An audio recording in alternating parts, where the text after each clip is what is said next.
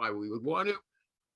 Hi, everybody. Recruiting Animal here. I'm having a lot of rebellion here from these guys. Gavin Johnston. Actually, he's trying to be a peacemaker with Ernie Moreno. Foodindustryrecruiter.com in the purple. There's Gavin Johnston over in Europe. Everythingaboutrecruitment.com. He's a trainer. I'll do an ad for him later if I remember. And David M Marr up in heaven. He's our, I wouldn't call him an angel, okay? He's some kind of extraterrestrial. Is that a little better? Okay. He seems to be going up and up and up every week. Yeah. Okay. You know what? I don't know if anybody else is going to find this interesting, but I've been on LinkedIn. Most of the stuff I see there postings, sorry, they're garbage. Okay. No. But every once in a while, I see one that interests me. And this woman, I don't know if she wants me to mention her name, so I won't. But she had a very interesting business development strategy, and I'm going to put it out there. It's what I'm going to call the counterintuitive intro email. Okay, she said this is how it would work for us. She's a career advisor, a high level. I'm a recruiter, and I'm going to suggest that you don't hire me. Do this instead.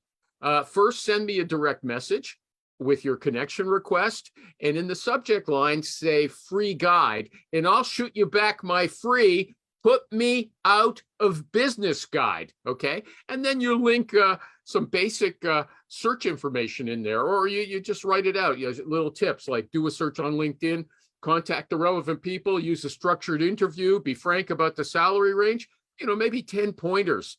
And then you say, but if you don't want to do this yourself, maybe you want to do it for me. Want me to do it for you. And here's why you should trust me with your time or money. And you say, in the course of my career, I've done blah, blah, blah, blah, blah. So I've gone on longer than I intended. But what do you think of that? Has it worked? I don't know. I just read really it. Long and convoluted just to get some attention, right? Well, it's the idea is I'm going to tell you how not to hire me. Okay. Won't that attract attention? Don't hire me. I'd Is that the attention you want? Yeah. You know, I'm going to tell you why it is a good thing, because the other guys, there's also for this this idea when you're doing postings on LinkedIn and other places, tell them your best stuff, give away the best stuff for free. That's going to whet their appetite and they're going to want to use you. So it's the same thing here, only you're using an email. You're saying, look, you can do this yourself. Here, I'm going to tell you exactly what I do. They're not going to do it for themselves most of the time, but they're going to, you know, engage with you that way. They'll remember you, and they'll, you know, when they get frustrated on their own, they'll give you a call. Does that make sense? Yeah, Gavin, everybody is frowning. Rich is going like this, and Ernie just walked away. I mean, that's how interested he is. Okay, Gavin first. Gavin already said too long. Was that what you said? Too long? Is that your final word? Heavy approach. Heavy. Okay, and Rich said, well, you know, that's not what you want. You want them to do business with you, so don't say, I'm going to teach you how not to hire me. It's not a crazy idea to say, hey, this is how I do it, because you're right, no one's going to do it. I mean, our job is not rocket science. You know, it's the effort that no one puts in. So it's not crazy. It's not one of your worst ideas. What did you do? Your sound is so much better today. Maybe really? You're standing up close instead of leaning against your famous map. Okay, what does Ernie think? David M Marr, you got an idea? What have you done to Ernie? No comment. Okay, I'm moving on. What about this? I've seen a number of these on LinkedIn. Here's one guy. I'm not like other recruiters. This is like a self-advertisement. I'm not cutthroat. I do what I promise. I go out of my way to solve problems, sometimes to my own detriment. Okay, I am approachable. I want what is best for everyone. I don't lie. Boy, is he making other recruiters look good? I know. You know what? Terrible. I bet you he gets a lot of people interested in him. I doubt it. Quite a few of them like steady eddies, you know, especially if it's in-house. But he says he's a normal person and everybody else is a criminal, essentially. I'm not cutthroat. I'm not sure a lot of people. I don't. I mean, it depends what you're selling into, but I wouldn't buy. I mean, I'd be like, yeah, it's another guy telling me what I want to hear. Like, hey, drink this, you can lose 100 pounds. You know. I invited him to come on the show. Then I found out he was English, so maybe. Can you imagine? Maybe you'll know better, Gavin, if that's going to appeal to the. Well, Gavin said, I like it, right? That's their audience. He knows who he's. Oh, yeah, that guy's trustworthy. Everybody else is evil. Okay. And here's another guy says, another recruiter, I don't sound like a salesman. Throughout my career, I was told on a number of times, you don't seem like a sales guy. And he says, my non-salesy style helped me foster connections and become successful.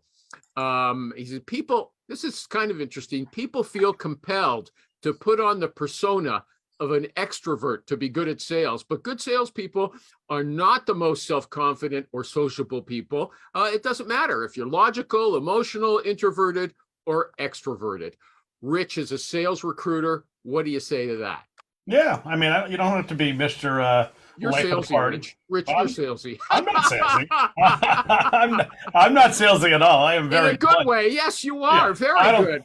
I don't think I'm salesy, but I don't think you need to be like Guy Smiley. Like when I think of salesy, I think of the guy just blowing smoke like the other idiot who's telling you, oh, I don't do this and I don't do that, and just blowing a lot of smoke, and he's just all kind of glad handing everyone.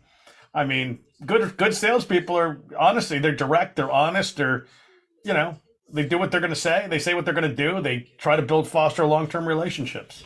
Okay, here's why Rich is salesy, in my opinion. Okay, he's relaxed, he is friendly, and he's got like a velvet fist. He'll deliver the hard messages, but he doesn't seem like he's being really angry or just no way. That's not for me, right? He always looks angry. He always looks angry. Yeah. So basically, what you're saying is just what that guy said. He doesn't sound like a salesperson. Yeah. No. No, that guy said introverted. Rich is not introverted. Rich is, at least on his persona for us. Yeah. He doesn't seem like a cold fish to me. Okay, he seems like a fun guy to talk to. Okay, from the first time I met him. Go ahead, Gavin. Your rebuttal. Go ahead. I heard when you first met him, he made a placement with you. There you go. Actually, I sent him a check and I didn't even get anybody. Yeah. Kevin, you want to rebut me? Rich, if you're going to have good sound, don't cough into the mic, okay? No, the only thing I was going to say. Sorry for dying. Don't die on us, please. Not now. Yeah. But the only thing I was going to say is it sounds exactly like how Rich sounds. You don't have to sound salesy to be good at sales. And to be fair, maybe Rich is more extrovert than the average, but you do not have to be extrovert. Yeah. You've got to be confident, and that's something quite different. Bingo. I agree. I mean, it's helpful in more situations when you're extroverted, but you certainly don't need to be. But confidence is absolutely the key in selling anything. Mm-hmm. And people don't, I mean, you hear this all the time, but people don't ever want to believe that so much of life is sales. You're always selling, whether you're a salesperson or not, No, you know if what? You're selling to your wife, you're a salesperson. It's as selling easy to your as that. wife is different than doing business development to strangers. Okay, absolutely not. It's the same thing. No, it isn't. Okay, she promised to stay with you, and she's got an investment with you. What? 60% of the world gets divorced. I don't think it's that high anymore. Something like that. Okay, but hold on. Here's the thing: both Gavin and Rich are loquacious. Rich is a bit more lighthearted. Gavin's a bit more serious, but they're both friendly and loquacious. Okay, big word. They're not like this. And you know what? They don't scold me they don't come on the show and scold me and say, "Don't do this. You shouldn't say that. You're going to embarrass somebody." Okay. One of you is enough on the show, huh? No, that's not what I was talking about. Okay. Okay, Ernie, go ahead. You have something to say about that? No, I agree with you for once. Okay. So I don't sound like a salesman. Maybe you say the email should say, I don't sound like a salesman. That's why people like me. And that's why you should do business with me. Is that a good pitch? No. Okay. Okay. Okay, up in heaven, I'm going to have you take responsibility for yourself because I can't see you in front of me. You have to. Wait, can I ask you a question? And I asked you this last week. Ernie, you got to give everyone the story about the purple. I don't know. It's a lights or something, or I don't know. You're Everything not college. weird. Why don't you admit it? Okay, I Yeah. know that's Or- what it is. I'm a big Barney fan. There you go. The No, Barney actually, cult. Nobody knows I it's been going on for the last 30 years. Yeah. Okay, underground. I always had to ask. I always wondered. I'm always like, or because I sing like Prince, it's like there you go. Big fan of Grimace, or something. It's, no, I don't know. It's a lights or something. I've tried to change it. I've gone into the Zoom and no, done. it's just you're always wearing purple. I'm just curious. It's his Well, this brand. actually is Okay, black. we This notice him. actually is black. It sticks It's in the black. mind of that purple guy, right? I Yeah. don't know. Maybe if I go back, I don't know. There was a purple gang in Detroit. What was that? What was that cult that drank the Kool-Aid? They all dressed in purple, like you said. There was that. Yeah, that was the Heaven's Jones. Gate. Heaven's Gate or something like No, that. that the was purple Jones. people Heaven's eaters, Gate was I don't know. worse. Okay, here.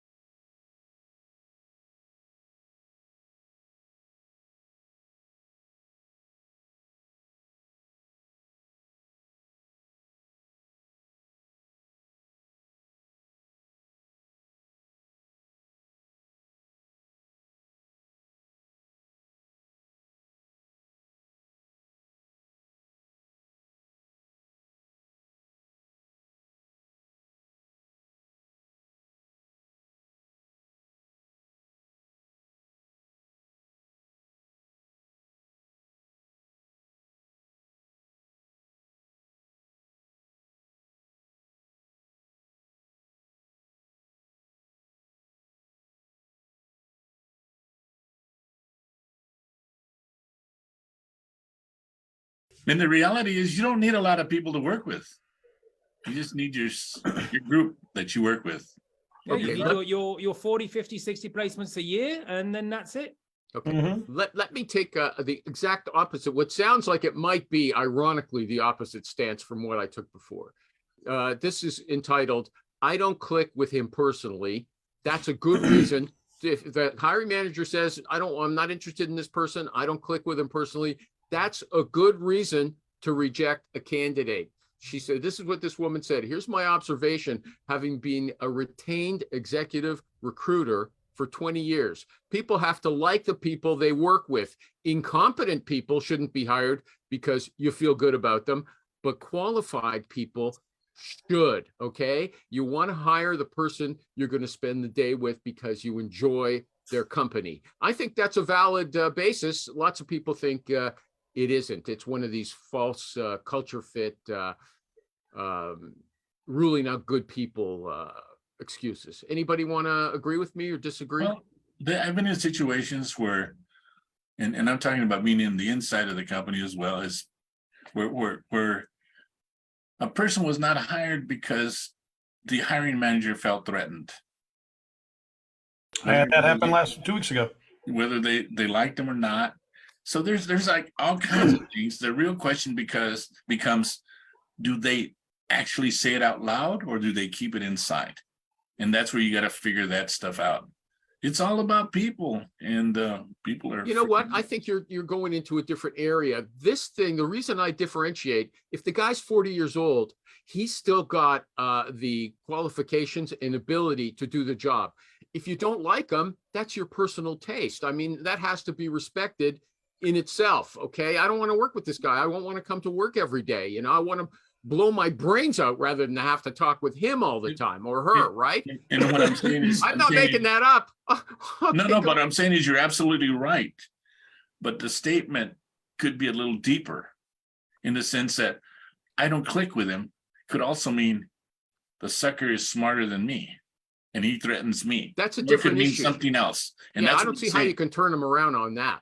Well, what I'm saying is you can expect everything, and that goes into exactly what we're talking about. It's like we have no control over that. Okay. Just to answer your point there, Animal, because there's different levels. For example, if I'm going to recruit somebody, Just imitating you. I like the way you use your hands. if I'm going to recruit somebody to work with me, and we're a two-man company, I'd better get on with that person because I'm going to be spending all day talking to that person. If you're in a big team and you've got 30 people around you, if you hire one person in that team that you personally cannot get on with, but probably the rest of the team will, if they really have the right experience, then hire them, right? Then, because there was something else that you said in your question, which is how much should there be of a fit and how much maybe there should be a bit of a clash.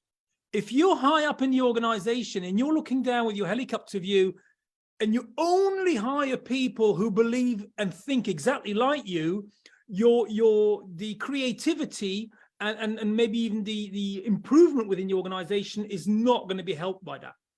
If you read Principles by Ray Dalio, I've forgotten what his name is exactly.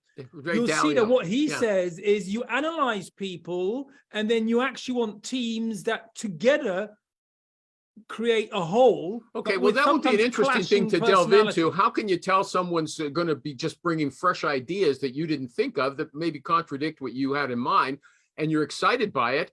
Or you say, look, this person's going to fight with me every step of the way. I don't think it's going to be a good hire. Okay. That comes out during the interview.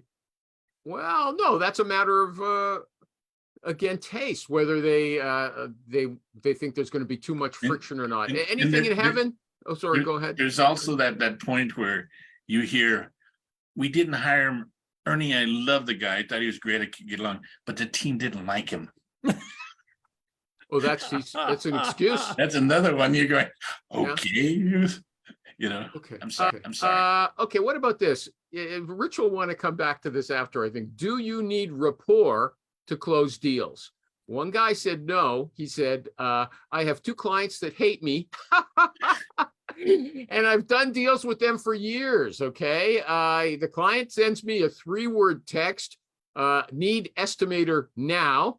Okay. If I get feedback, it's either, I send in a resume and another 3 words, set up the interview, or that candidate sucks. Then they make an offer with then he sends a text, make offer with the number, send invoice, check in mail. It's always 3-word text. They don't like each other. They don't spend much time. He's making tons of money from that guy. Okay. There's another person who tells a story that I think is misdirected, but I'll leave it at that. What about rapport? Do you need to have rapport with a client in order to do good business? No. Oh, do you want to support your 1-word claim? No. No, you don't. You've just given the example yourself. It works. What I would say is having rapport helps a hell of a lot, but you don't actually need it to make a deal. If you're amazing at your job, the other person is going to realize that, and even if they don't like you, they're still going to work with you because they know that you're the best alternative there is out there. Okay, It how doesn't does it mean you help should then? How do you continue know and it helps? try So and you just antagonize told us that that you person don't even need it. more. How does it help? Where How does it help? help? Because it helps on all levels when it comes to influencing, when it comes to negotiation, when it comes to getting information out of them. You just told us that it doesn't make a difference, and then you say it helps in No. I all said ways. you can do it, but it does help. Give us a story. Do you have a story? Think Once of upon one a- while Ernie talks. Once upon a time. I had a candidate. Okay, here's this guy's story. No, I'll give- okay, let me tell you this. I don't have an example of a guy like in your example, even though I had my old boss had that. You know, And my boss would call him and the guy would go, piss off. But my boss said, yeah, okay, well, I'm making, I don't know how many hundreds of thousands every year out of this client. I'm not going to say no to that.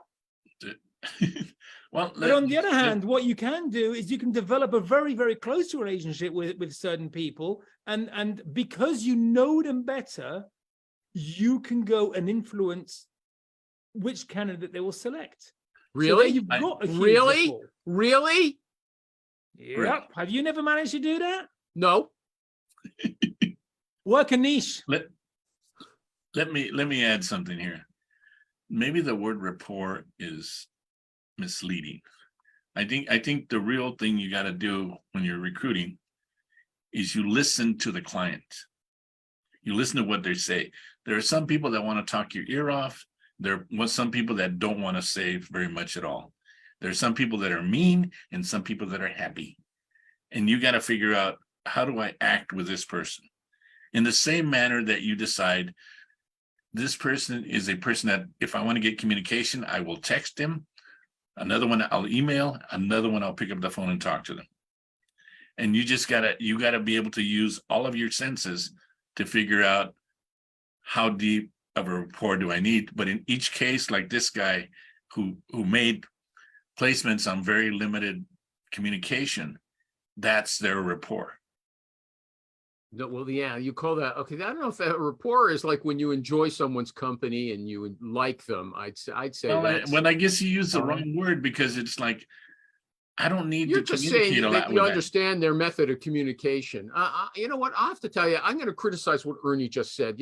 There's a book. No, The you don't want to do that. You don't want to do I'm that. letting you know that's what I'm doing. Actually, I Platinum agree with said- Ernie. I Okay, agree with yeah, Ernie. I'll give you your Rapport has got chance. different levels. Yeah, you give me my chance and I'll give you yours. The I'm not Platinum sure about Sales that. Guide. The Platinum Sales Guide. I remember that, and like it divides the people into those disc categories, the 4 famous categories that the guy who created Wonder Woman, he came up with that. And and so you're supposed to identify, a certain kind of aggressive driver, and then a cold fish analytic type, and you adjust your personality. There's 2 other types to suit them. I can't do that. I mean, do other people have the ability to adjust their personality to their clients? Yeah. It's how you were raised. It's how you were raised. I mean, if you were raised where you got everything what you wanted, fine. If you were raised where you had to hustle and do all the different things, you can adjust like that. And if you like doing that, Well, I wasn't raised in a perfect childhood, Ernie, Well, just so you know, okay? no, you don't need to tell me that. Yeah, okay.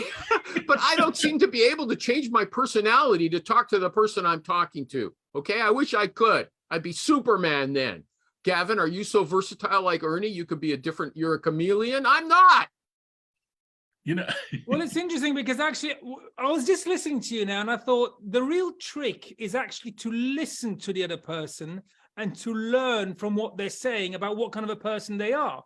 And if you mirror things, you know that famous thing that they say, if you're sitting in front of somebody and you put yourself in the same position as that person, just that alone creates empathy. So if they cross their legs, you do the same thing. You've got more chance of creating empathy. It doesn't work with everybody. Baloney. I didn't say bullshit, okay? But that's what I was thinking. Well, no, but it's been proven over and over again to work. Proven. Yeah, they prove it on this week's news report, and then they change it on the next. You know, it's kind of funny when you talk about that in mirroring. Sometimes you're talking normal, right? But when I'm talking to somebody from Texas, the Texas comes out, and I ain't never been in Texas, right? How y'all doing? Well, yeah, you know what, you gotta sometimes they throw in the way they talk, you kind of act that way. And then they say, oh yeah, where you from? Well, hell, I'm from California, but I've been in Texas all the time. And it's the way it works, Yeah. And then they go, yeah, I understand what you're saying, Ernie. Yeah, hey, okay. right on, I brother. bet David M. Marr is not that versatile in his personal approach. Am I right, David M. Marr? You don't have to comment. Okay. He's even gone. Okay. He's not even there. No, he's commenting. He's getting ready. No, I pop in and out. Sorry. Well, that's okay. I just wanted to give you a chance. You're here. Okay. I missed a good portion of it. So okay. So forget. Let's stay out. Okay. No.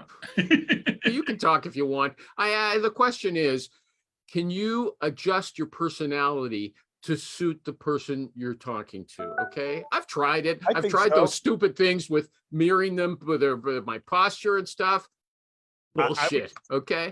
I would agree with Gavin that does work, especially if you're an interviewer or an interviewee and you mirror the candidate or the recruiter mirrors the candidate. It does work.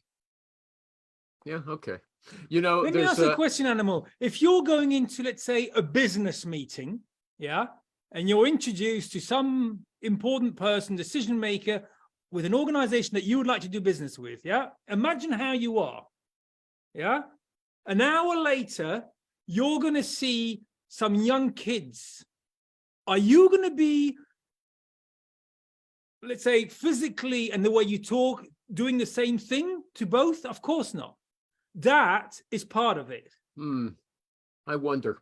Okay, are we finished? Yeah. I hope you don't go around scaring little kids by taking the same approaches when you're talking to business people. The different aspects of different situations provoke different modes of expression. One's lively, you're at a birthday party, you're at a business meeting. If you can be different in those two places, then you can be different in a myriad of ways. That's what you're saying. I don't know if it's those two are so stark differences. What we're talking about are shadings in between that, and I think it's you have to go to study method acting or something like that in order to do it. And those actors can't do it off the screen. Okay, they have to get in their frame of mind. It's okay. In the zone. Okay. You have to wear purple. Yeah. Okay. I was going to make a remark about that, but Don't be talking purple, man. Okay. Yeah. Don't talk purple. Okay. Only if Animal does the breathing exercises like Ernie. Yeah. Okay. This poor girl. Okay. I'm going to call her poor girl. She's a young woman. She's a recruiter. She was laid off in November. She says she applied to around 230 jobs, and she's had roughly 10 to 15 rounds of interviews with various companies. She's been ghosted probably 10 times. Okay. And now she's only got a month of money to live on. So naturally you feel terrible for her.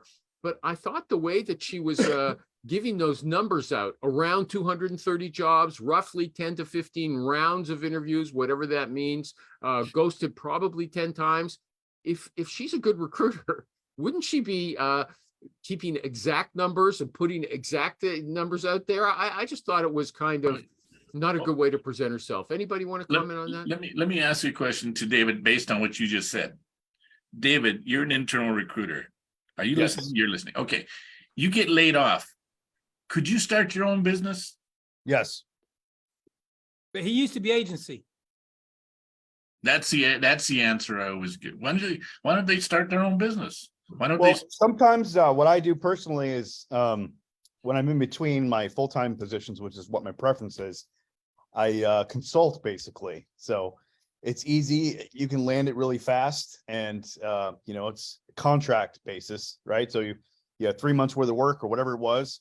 Like during the last downturn, I was laid off from the place I was working, and I was able to make my bills, cover my bills, because I had 3 part-time contracts consulting. Okay, let me ask you a question, which was what I was going to say to Ernie. And Rich points out all the time is that business development is different. Like Ellie was here saying, yeah, she's happy to take on any recruiting assignment, but business development is the thing that hurts her. And she actually posted on Facebook.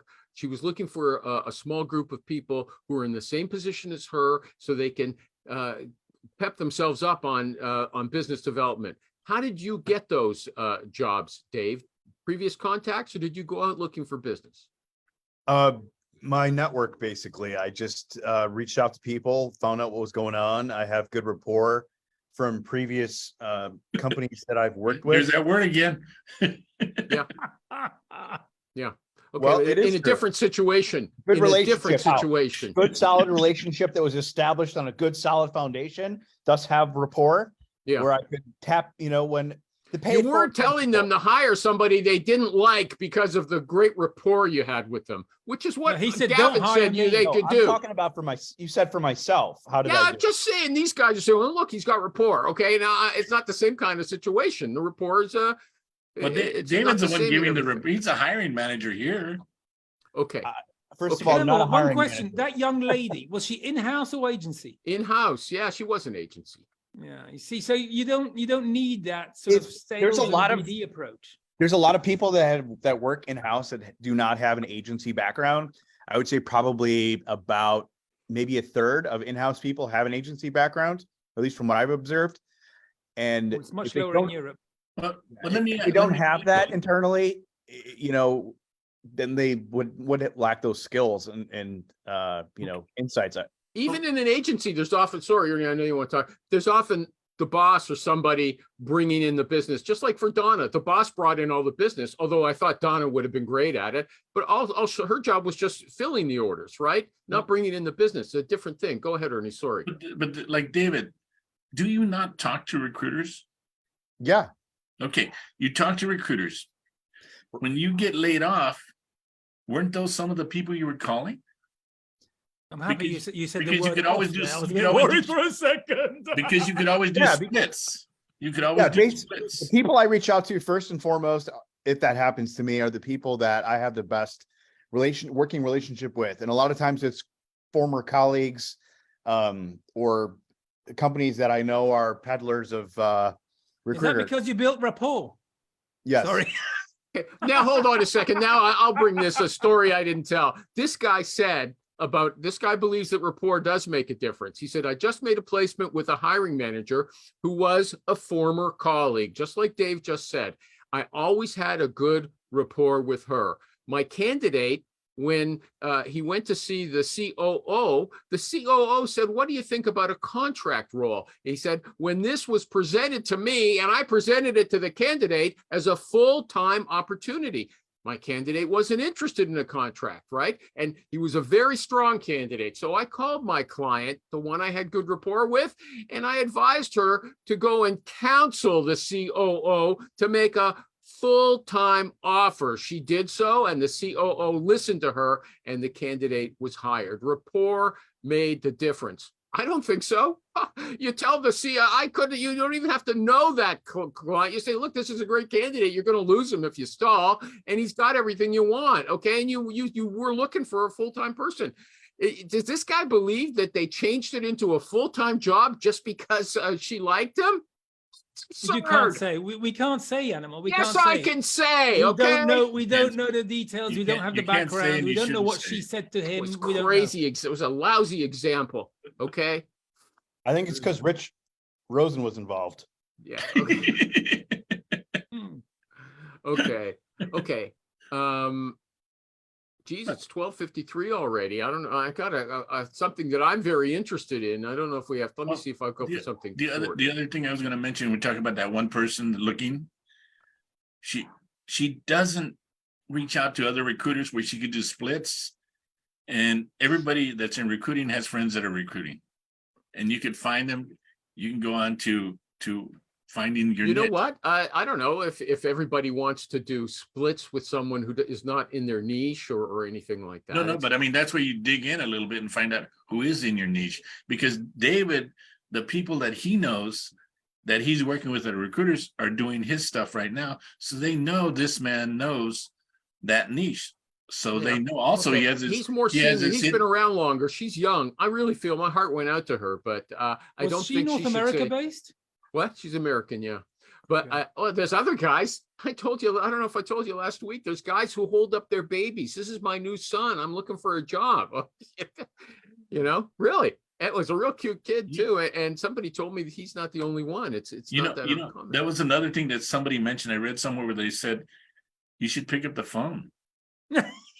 You know, you're sending out all these emails, you're sending out all these texts, nobody's responding. I'm ghost.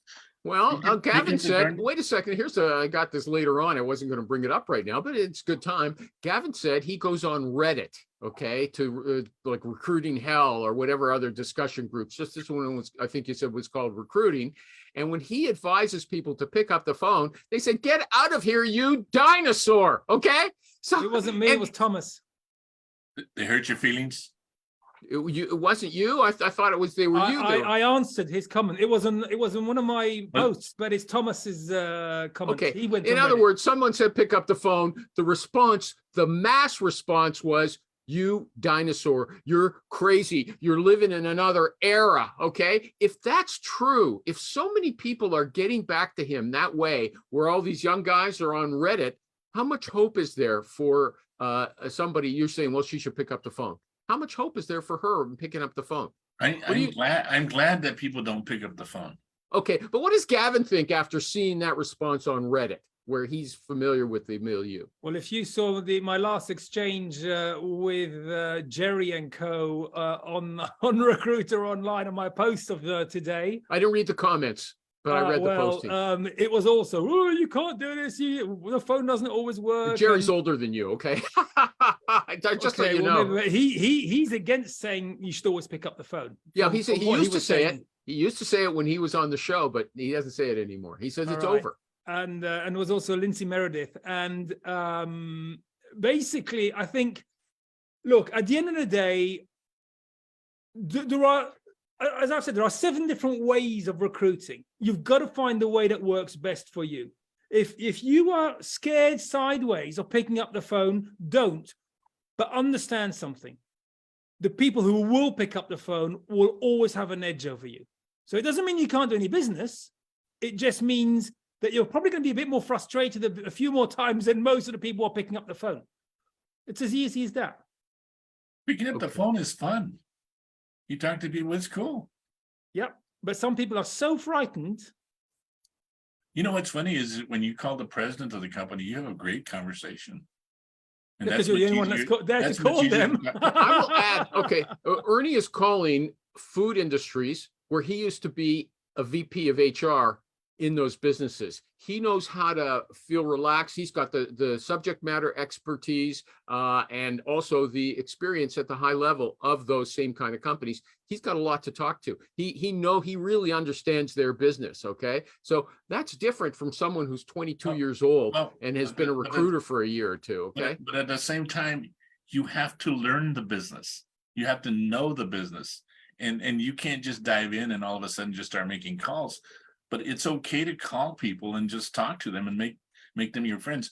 I learned sales. I had no idea what sales was, but by calling some people and just asking them as my friend, can you tell me the difference between retail and food service and all these other little things? What does this acronym mean? And they tell you. Pick up the phone and talk to candidates and learn about your industry. Absolutely, 100%. Okay, and should they speak in accents like Ernie does? Y'all, how y'all, how I'm y'all, not capable, so I would say no. how y'all doing, man? Doing fine. Just you know when to Yeah. slow down, you know how to speed it up. And then when you talk to somebody from Jersey and New York, you got to start cussing because Yeah. they cuss all the time. Okay. Geez, that's a good, a few minutes ago, there was a good segue into, I haven't done, at the end of the show, I haven't done my commercial for Gavin yet. I want to do that. But first I want to note something. I was saying to myself, well, next time we're going to have to get Rich's input on this rapport issue. But you know what he'll say? Oh, I don't have good rapport with people.